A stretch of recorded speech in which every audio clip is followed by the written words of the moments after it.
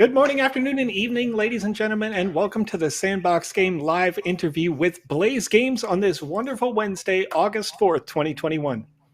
My name is Joseph the Vision X Matting, and I'll be your host for today's interview. We'll have a series of questions for the Blaze Games team who recently won our Game Jam event with a grand prize of 150,000 sand tokens. Their amazing work over months with hundreds of hours of effort put in paid off, just like yours can, using the tools over at sandbox.game. Now, and over the next hour, right here over on youtube.com, twitch.tv, Theta, DLive, Facebook, and twitter.com/thesandboxgame, I'll be asking the Blaze Games team some prepared questions, talking about their history, inspirations, and more that helped lead them to victory and at the forefront of the Sandbox development community. If you're watching live with us today, you have a special opportunity. During this stream, feel free to ask us anything. The Blaze Games team will be answering some of your questions live on stream today for anything that you want to know about this amazing group of creatives and developers. We'll answer these questions live near the end of the show, and for those questions we can't answer live, feel free to reach out using the wonderful social channels in the name tags below each of our guest cameras and tag them after the show on Discord, Telegram, Twitter, or any of their other preferred platforms, and they may be able to get an answer out for you. Of course, if you're watching this later over on youtube.com, this interview was originally recorded on August 4th at 7 a.m. UTC. Feel free to join us live for our next developer interview coming up, but we'll have more details on that later. For now, let's jump right into it with question number one. How you guys doing? Doing great. I mixed it up. I gave them a proper question, and then we're gonna have some fun. All right. So for those who aren't familiar with the Blaze Games team, let's get to know you. Starting with voxel-based, as you guys can see here on the screen, that's Mark, and we'll go around. Where are you from? What brought you to the Sandbox, and where do you see yourself in 5 years? Oh, Mark, I can't it hear looks like your audio is not going through. Oh no. That's all right. We'll get go ahead and refresh, and we'll get that there. Looks like everybody else's is still maintaining. How about now? Am I all good now? Yeah, it looks good. You're a little choppy. Sorry. Hi, Joseph. I'm from Australia, and the main thing that brought me to the Sandbox was the potential I saw in the whole project itself. I kind of got stuck into, I lost my job because of COVID, and then kind of had to find another way to find work. And then I saw the Sandbox as a good option to go to and try and find some work and make some things and make some good connections with some people. And I think that was the main thing that brought me there. And then the main goal since joining the Sandbox was just to lost him again. It looks like, you know what we'll do right now, Mark. It looks like your microphone is having some tech troubles. I can hear a little bit of squeaking and squealing in there. So I'm not sure if you have to unplug it, plug it back in again. But if you could do that for now, we'll move on to Ben, and we'll ask the same question for you, Ben. Starting with you, where are you from? What brought you to the Sandbox, and where do you see yourself in 5 years? Sure. Yeah. I'm from Sydney as well. I'm sure it's going to be the same for everyone, unless they haven't told me something. But yeah, I went to school with Mark and Matt, and that's how we kind of met each other. What brought me to the Sandbox? Mark brought me to the Sandbox. Like, anytime I'd meet up with him, he'd just nonstop be talking about it. And eventually I just caved and jumped aboard and started making some things. That was like maybe the start of production of Respawn pretty early on. So yeah, jumped on, helped out with all that sort of stuff. And where do I see myself in 5 years? I mean, hopefully making a lot of money on Sandbox and stuff, developing games and stuff. Hopefully don't hate each other by then, but I think we should be good. All right. And we'll move on to Matt. You can see Matt down here in the bottom right, Sandbox BG. So where do you see yourself in 5 years as you are from Sydney? And also, what brought you to the Sandbox game, if it's not the same? Yeah. Just want to confirm I'm coming through all right on the stream. Yeah, I mean, it sounds good. Sounds good. We're good Sounds to go. good. Great. Probably going to parrot a lot of what young NTO said. Was essentially bullied into the sandbox by voxel-based. Every time we'd meet up, he'd just be pestering me about it, and I took a look at it, and it seemed pretty cool. What you guys are doing with NFTs and that kind of stuff in the virtual space, and I moved up to the coast and recently quit my job, so it was actually a pretty serendipitous time. I had a lot of free time on my hands, and I just kind of kept checking it out. And then the Game Jam came along, and the day it was announced, voxel-based calls me, and then we just started, spitting ideas. 5 years, hopefully managing a portfolio of different Metaverse lands, all with different communities. I think that would be great. All right. So it looks like, I don't know, Mark, if you were able to sort out your microphone here. I don't see any direct feedback coming through yet, but I would like to ask Sarah. So if we can't get the microphone sorted out, maybe we could get you guys to send me some direct responses about that, and then I could read them back for you. But we'll hopefully get that sorted here in just a sec.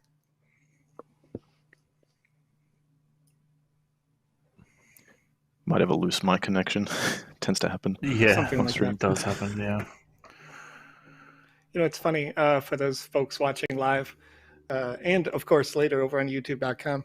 We had probably about a 30-minute pre-production discussion where everything was operating flawlessly for the most part. Yeah. Right? We identified all of the potential issues, kind of got everything sorted out, and then we get in here to this last second, and it's like, oh.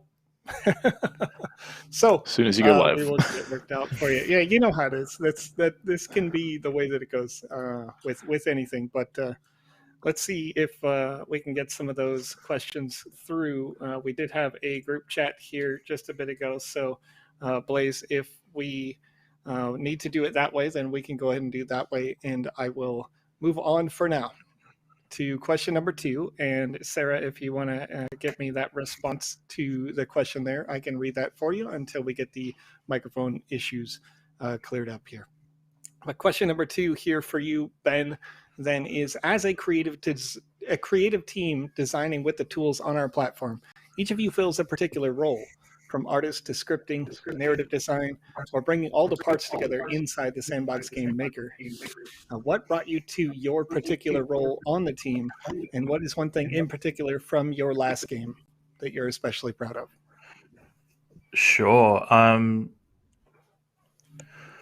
Yeah, I guess we all kind of just naturally fit into a bunch of holes. I kind of have a background in doing some creative stuff, a bit of 3D modeling and stuff like that. I mean, I never really saw myself as a full-on asset and game designer sort of thing, but I guess I've been playing games all my life and need to justify that. But yeah, so I kind of jumped into Respawn, and I felt that I could help out doing some of the level design and designing a few characters and stuff like that. I mean, the main protagonist of our whole story, I just did that as a joke. That was the first thing I ever designed in the Sandbox, and glitchy character. looks like these guys liked it and chucked it up. But yeah, I suppose we all kind of help each other out as well and give good feedback for each kind of role in the game maker. So yeah, if Matt was working on mechanics, I might suggest some ideas to kind of help him along, or if he wants to give me some creative tips or some things that fit the narrative or set design, I'd take it and be all on board with that sort of thing. So yeah, I guess we all help each other. One thing I'm particularly proud of is my Mal character. I think he came out super cool and cute as a good companion for that whole game, for sure. Yeah, definitely. And the secret Mal, I guess, for those who 100% the game. There's a few Mals. There's a few Mals, right? There's a couple of Mals. Yeah. Yeah. Hidden around. Yeah, that's right. Yeah, but I was very proud of him. Yeah. Do you want to take it, Matt? Yeah. So yeah, just again, we just did what came naturally. We kind of took on roles independently. Whenever we'd have ideas, we'd just pitch them to each other over Discord and just ended up doing whatever made us laugh the most, really, or whatever felt right. I guess if you kind of wanted to put us in each distinct roles, I guess voxel-based, he would kind of be assets and community engagement. He was the OG, really, and started messing around with Vox Edit, started messing around with Game Maker, did all that stuff. For Respawn, I guess particularly, I was doing story and mechanics, and I was very happy with how they all kind of worked together and came to form the narrative. Young NTO, as you said, he did assets as well, but he also did a lot of the set design, which kind of just made Respawn just look nice, as well as sound design in promo, which really came together. Sarah, she did assets as well, so pretty much everyone but me did assets because I don't know why. I'm not what do you good mean? at- You did the missing there? The only asset I made was the missing node. That's what I'm proud of, really. That's my proudest thing. The Very floppy good. missing nose. But yeah, Sarah does assets, and she also does a lot of work in the marketing and promotion. A lot of hype building. In terms of what I'm proud of, yeah, I mean, aside from the missing node, how well Respawn just kind of came together through our collective effort, almost our haphazard effort. And just seeing people play our game and enjoy it. And Loy for claiming that first prize, the prize for Smashed it. smashed not it first believe it. 100%. It took a day. We thought, man, this is at least going to take people a couple of weeks, but until it did it so quickly. We hit some crazy stuff in that game. Yeah, They found it all. yeah, and he did insane. he got Cyber Dragon's prize as well, I think. So he's probably in the running Beast. for top Sandbox gamer at the Just moment. Best game tester, yeah, right. Very good. Yeah, Yeah. get that guy on. And yeah, I mean, Respawn was our first game, so it was a real learning curve, and it just turned out it just came together so well, I think. True. Well, I'm seeing a response from Sarah specifically mentioning that, as you said, Matt, the trailer design. So if you haven't seen this trailer, you can always go check it out. We did publish it up on our Twitter account just a little while ago, probably a week or so before the events ended. And then Sarah also worked on the marketing for the game specifically. So since we don't have, it looks like your microphone is good to go now. I think we're back up. Yeah, I think we're back You're up. back Nice. up. There we go. Very good. Yeah, So, figured it Sarah, out. can you tell me a bit about your process for marketing the product that is your Respawn game? Yeah, so we came up with the trailer idea. Again, it's one of those sort of things where we just, when we go out and talk to each other, we don't really shut up about talking about Sandbox and talking about It's my fault. designing this. We don't want to this point game, fingers, so- but yeah. Here's the ringleader. So yeah, we just sort of were out at the pub brainstorming ideas for what we could do for the trailer, and then coming up with storyboards for both of the different trailers that we came up with. And then yeah, that makes it really fun because we can sort of live stream to each other our screens and show each other where it's at and how we can make it even better. So yeah, it's been really fun. Very good, very good. Yeah, I can say personally that one of the things that each one of our reviewers highlighted was the story-based content of the game. So I'm going to ask specifically, and this is not a scripted question, but which one of you had the most, if not, maybe it's all of you, influence over the story of the game? I'll Matt's the probably guy have to for say that. Matt would be the one. Yeah, Matt would be the one Yeah. with the most influence over the story. There's a lot of I guess, late nights and spitballing and chucking back ideas, but Matt hit the ground running with it. Oh, very good. Yeah, Well, I think as soon as oh, sorry, Joseph, you go. Oh, you're good. You're good. Go ahead. As soon as Mark called me with the glitch in the metaverse idea, it kind of came to us. We were kind of like, what if we did a game where the game was to break the game, and from that, we just kind of came up with this thing where you're a glitch, you get accidentally spawned into a game, and your point is to fix the game's levels, and we just thought that was really funny. And then the characters started coming out. Young did some mock-ups, and it just it fell into place. Yeah, I think you'll find with a lot of our games, it's all going to be about subverting expectations. Love that. Great themes. Yeah, for sure. Yeah.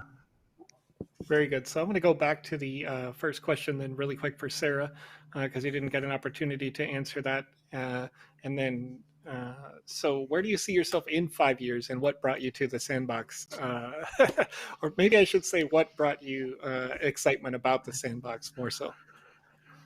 Okay.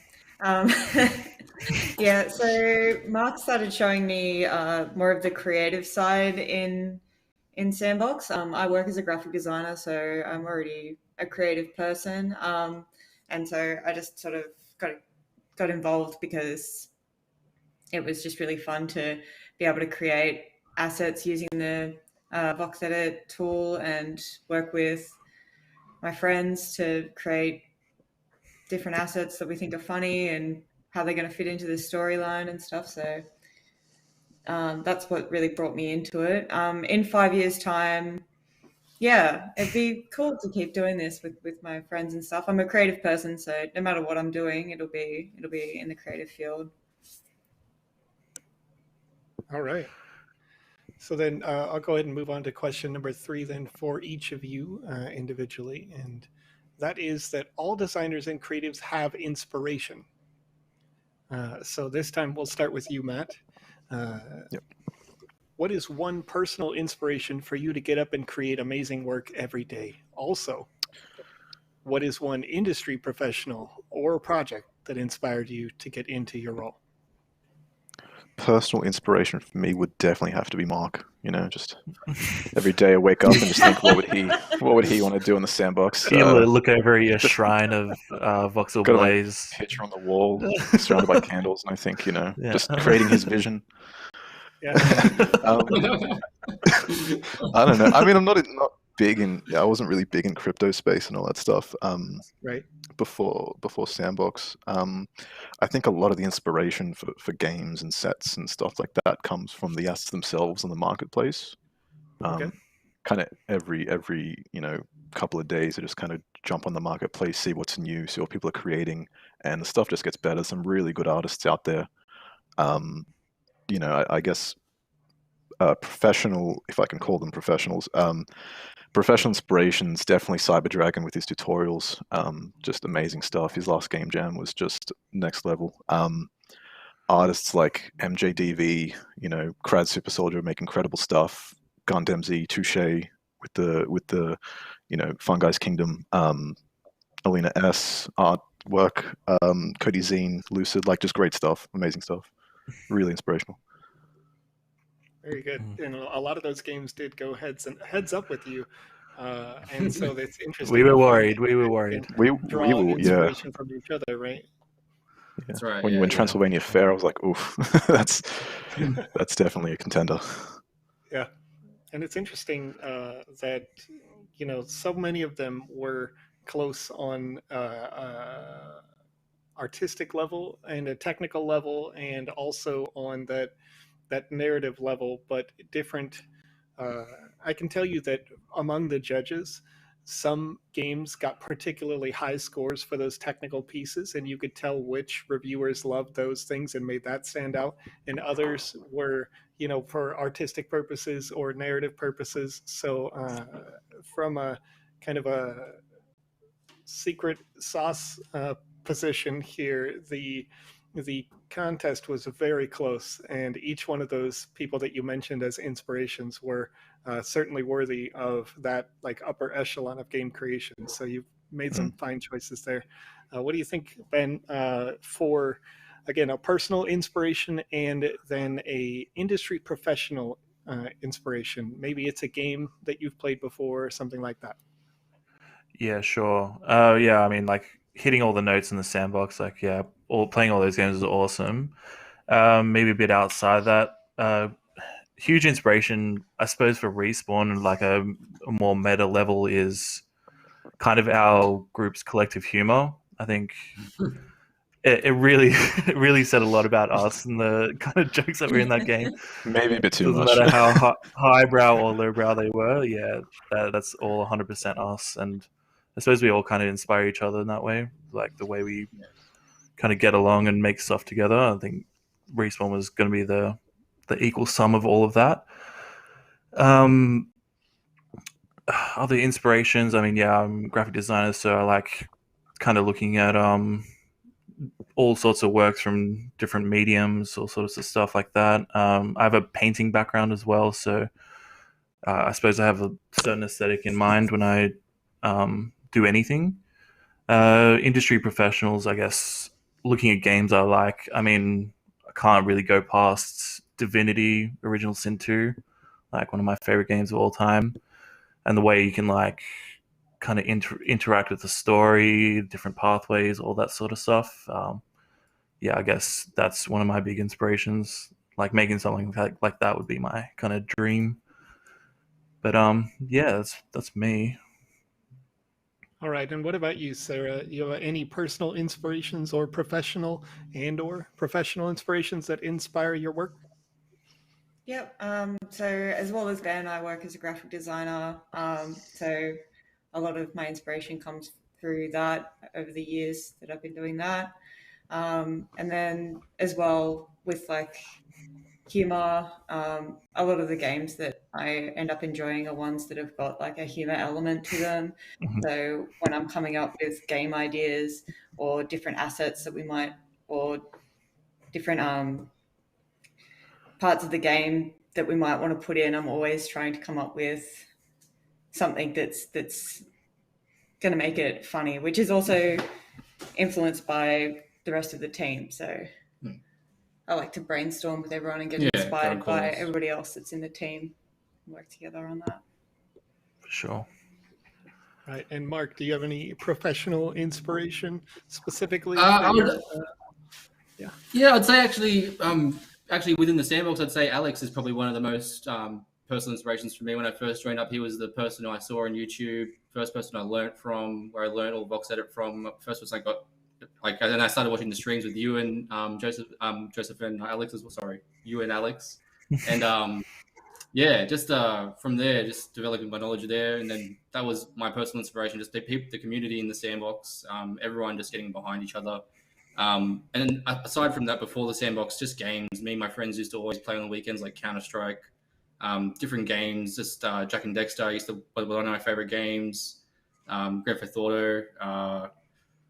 It's too many to name to go through all of them, to be honest. But yeah, there's so much inspiration that we all draw from. The jokes, like I said, Ben was elaborating on before. We have long Discord calls. We're all on together, just joking around, having a good time, and that's how it comes out through the game. We try and channel all that energy into the game.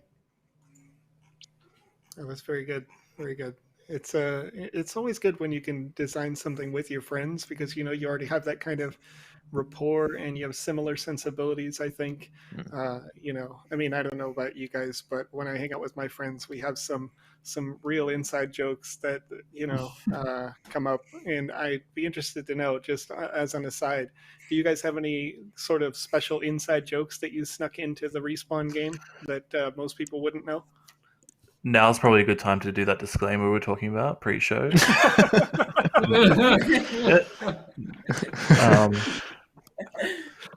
Yeah, no, we have a few. But I don't know. It's just like a type of humor. I don't know if we have any kind of inside jokes that we can just name off the top of our heads, unless you guys can. But it's always like a style of self-deprecating humor, I suppose. Some lowbrow stuff. Yeah.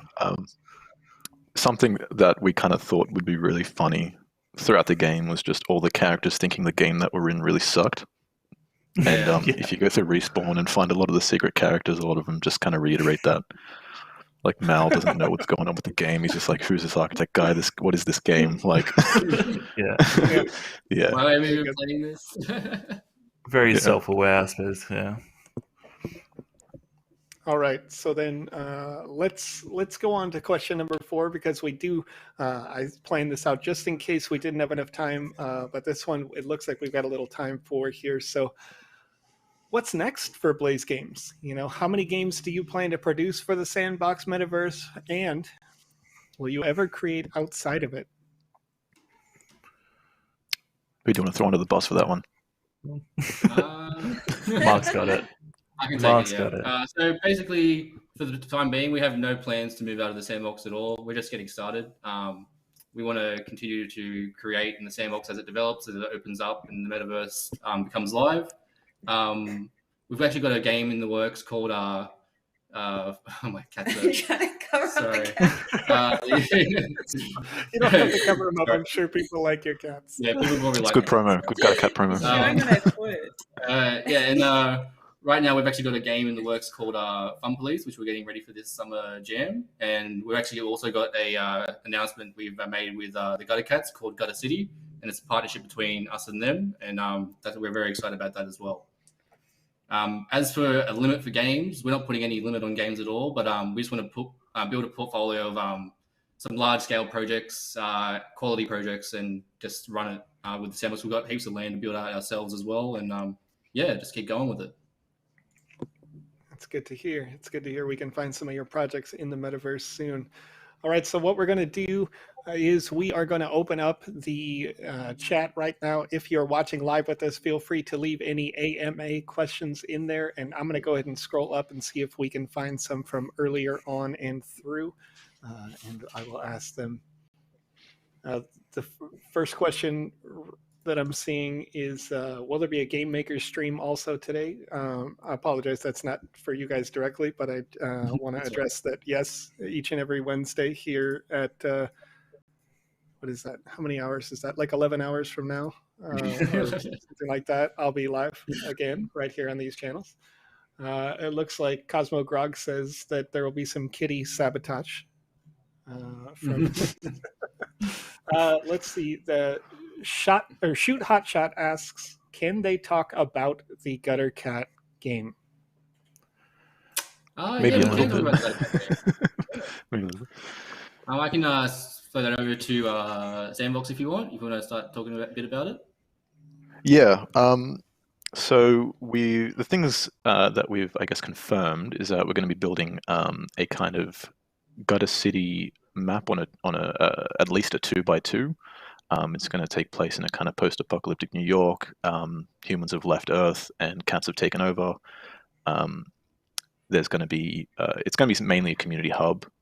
There'll be kind of a lot of mini games and interactions and experiences in the map that you can do with friends. And there's a bit, if you've seen on Twitter, there is a announcement on some of those specific mechanics that we're going to put in the game. But yeah, we're just hoping it'll be a really nice kind of community hub, like where you can go and just kind of chill out and hang out in the gutter. And it's going to be really true to the Gutter Cat lore as well. So we just kind of want to progress that, and we kind of want to kind of include the community in that. It would be cool to kind of utilize the DAO system with that to get people to actually kind of maybe vote on some of the stuff they want to see, even build the city they kind of want. Yeah, I think that would be cool. Yeah. Do you want to add anything to that, Ben? Yeah, I guess we really want the city to feel alive. There's so many Gutter Cats, and we kind of want to provide a place where they can just be themselves, like they can play themselves or play their cat and kind of live out their dreams in that city space. Yeah, we have some big plans for it. So, Cyber Dragon saying smoke some catnip potentially.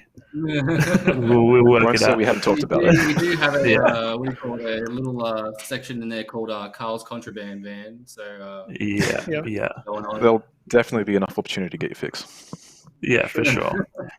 So we have big plans, but it'll come along soon. Just stay posted. It's good to hear that you guys got yourself kind of a little jumping off point. Just a question from me to you before I add on to the next question here is, how did you reach out to the Gutter Cat team to make that connection as an independent sort of group who has come together in the Sandbox ecosystem? What did you do, and what tips might you have for any other small developer to reach out to a group like that? Well, it was kind of a fluke, to be honest. The way it happened was I actually, when the Gutter Cats dropped their profile picture NFT minting drop, I was in the Discord, happened to actually be awake for some reason at 5 o'clock in the morning. I have no idea why I was. I was actually working with Matt, and I think he went to bed at like 3 or 3:30. And then for some reason I stayed up for another hour and a half. Saw it, went in there, minted 7 of them, and then I bought 2 on OpenSeas on the floor. And then basically after I did that, I decided to go in Vox Edit, made a little voxel cat, did a little dancing animation, posted it on Twitter, and tagged all the Gutter Cats in it because I was part of the new community, and asked if they needed any help in the sandbox, if they were thinking about doing anything in the sandbox. And then it happened to be that they actually were already in talks with Seb with doing a partnership, and then we got into talks with them to try and get Blaze Games started with them. And yeah, that's how it all kind of eventuated out. And then we all just got into group calls and group chats with the Gutter Cats, and then over the last 2-3 weeks, we just all worked it out together and came to an agreement. That sounds very cool. You may have just leaked some things there. So if you people are watching live, these interviews, you're going to want to tune in for more of them. Slime Whale asks, will you guys be adding to your team? Hey, Slime Whale. Yeah, we'll definitely be looking for the top talent in Sandbox, people who do cool little NFTs or make cool experiences, like people who are good at just putting stuff together, making it look good. I think Slime Whale knows he's particularly good at that stuff. But yeah, we're gonna have a lot of work. So I think in the future, like over time, we will expand our capacity. Yeah, 100%. Yeah, and yeah, we already have some other friends and stuff coming in. Yeah, I was also going to just say a shout out to Slime Whale. He's actually an artist in my cell team in the Sandbox. So very good. Yeah. All right, so I guess it looks like we're coming kind of to the end of an AMA session here, aside from some questions that I would normally answer. So if they are questions directly for the Sandbox, you can always hit me up at the VisionX on my Twitter account. For each one of you, we'll start with you, Mark. Where can people reach out to you and find out more about you? So you can find more about me I'm most likely on Discord. Just find me. I'm usually seen straight in the Sandbox under the cell leaders, or you can find me at voxel-based on Twitter. On the same link for It's Twitter, same for Instagram, same for Twitch and YouTube, and also Facebook. So all those you can find me at voxel-based. Busy man. And Voxel, you stream regularly, is that right? Yeah, actually, we had the last 2 weeks off just because of getting everything ready for the Gutter Cat City and getting all that work done. But we're dropping a stream schedule today, and we're going to be going with Monday, Wednesday, and Friday. But it might be a bit different because obviously in Australia, everything moves a bit back for everyone else in the world. But we'll post appropriate times and everything like that. But yeah, that will be coming today at some point. All right, and Sarah, same question for you. Where can people find you and maybe ask you some questions or find out more about your work? Yep, so I'm at atomic_vox on Twitter. And we're also working on our website at the moment. So coming soon, you'll be able to contact all of us through that platform as well. Yep. All right, and Ben? Yeah, at YoungNTO on Twitter. You can also follow Blaze Games on Twitter as well. So I think we're Blaze Games AU. Yep. Yeah, just you can hit us up there. I'm on in the Sandbox Discord. If you at YoungNTO, I'll pop up as well. We also have our Blaze Games SoundCloud if you want to go check out some of the music from our trailers and games and stuff. So you guys can look it up there. And that's about it. Yeah. And for you, Matt, to close it out here for us today. Yeah. So at SandboxBG on Twitter or Sandbox on Discord, probably the best places to find me. We are also planning on opening our Blaze Games Discord up for people to join soon as well. So Yep. that'll be an option. Oh, that's good. That's good to know. A new Twitter. So you got a new website. You've got your SoundCloud. These are just a few new options that I think most of our viewers may not already know. But to close out here today, I want to send you guys, of course, a special congratulations. You did win the 150,000 Sand prize and some land to publish your experience on. Hopefully, we'll see that in the Metaverse as the Metaverse launches soon. With more details on that coming soon. Again, special thanks to each one of you who have joined me today.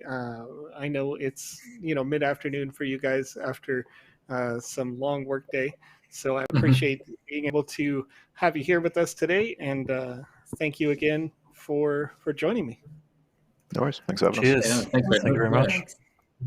All right. And thanks again for those people watching over on YouTube. Later, you can catch these live streams happening as they happen. Just look at our Twitter to find more information for them. Alternatively, you can watch us live each and every Monday, Wednesday, and Saturday on this page. So just follow and subscribe. Also over on Twitch. Thanks for joining us here today over on Twitter, on DLive and Theta as well. Thanks, everybody, and we will see you in the next one. See ya. See ya.